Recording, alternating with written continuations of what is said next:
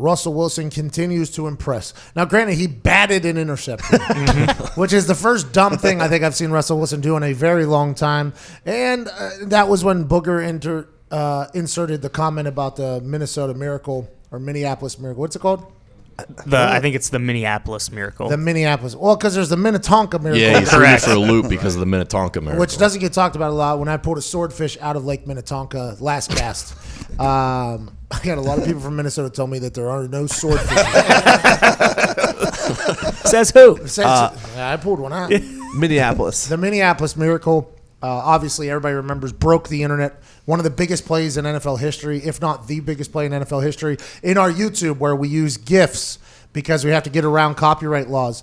The GIF of the Minneapolis Miracle got a strike against us because the NFL loves that play so much. So to get that wrong on Monday Night Football is something that I would assume that he expected to be buried for, and he did get buried for, but the rest of the game lived up to the hype. I mean, there early, I thought the Vikings were going to pull away with it, and then Russell Wilson and his motivating tactics. I have never heard anybody like that on a football field before, which makes sense, by the way, why they had to cut a lot of people. Because if you're going with Russell Wilson, you know exactly what you're getting with Russell Wilson, especially if you're Pete Carroll.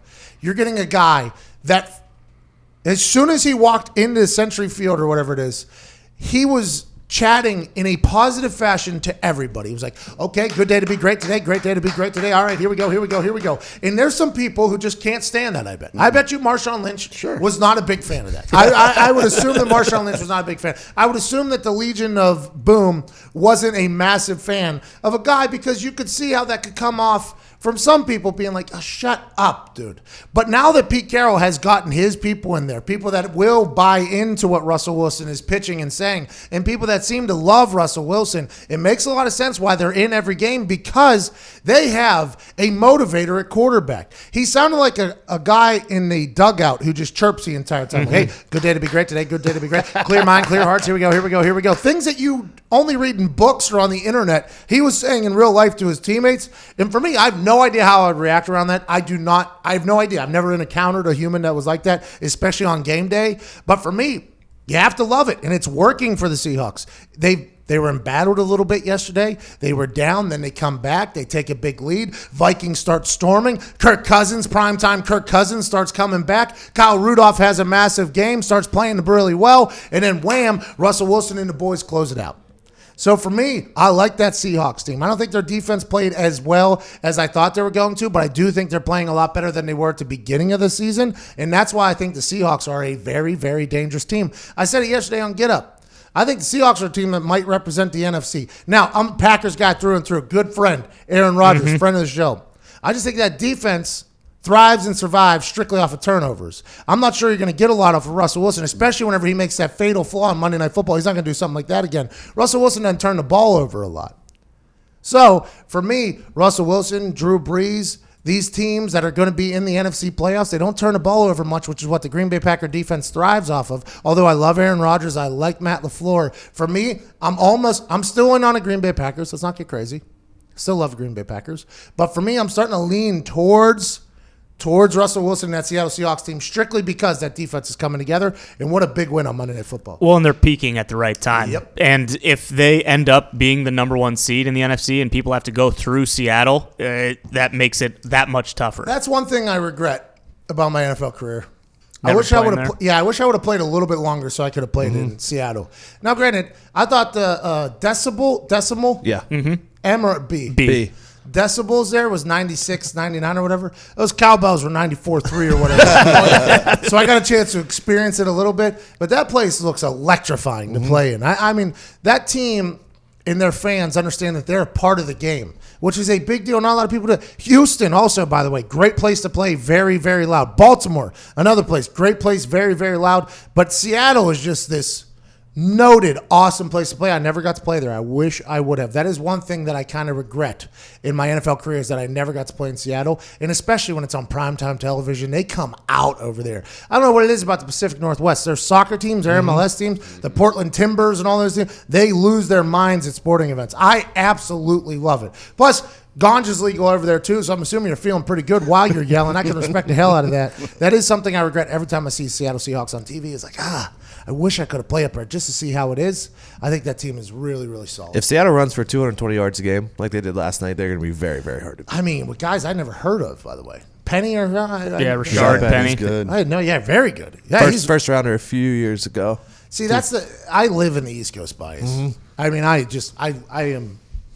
I apologize. I apologize that I do, but I live in that East Coast. There was a couple guys last night that were making plays for him. I was like, whoa, that guy's really good at football. I feel like I'm a pretty good NFL analyst. I should know that guy exists, and I do not. Hollister's one of my favorite stories, by the way. Yeah. Mm-hmm. By the way, he was bleeding early. I don't know if you saw that on the arm. You don't see that much anymore. The blood, everything like that. I like the Hollister a lot. They're not even using Josh Gordon.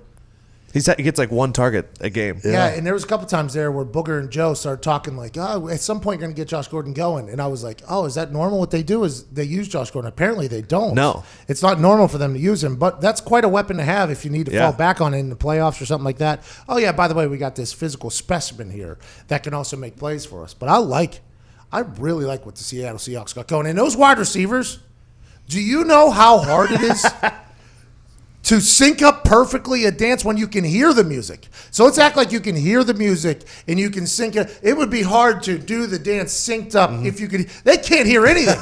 Everybody's yelling. They don't see each other. The guy in the front, they're not even looking at each other.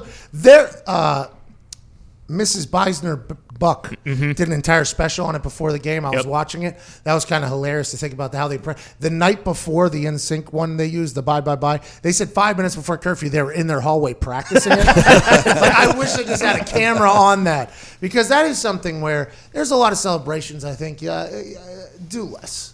You know, like basketball. You remember at the beginning of baseball where they start going through all the line dances and everything. Oh, yeah. You're doing too much. Like, I think that has potentially happened with some people.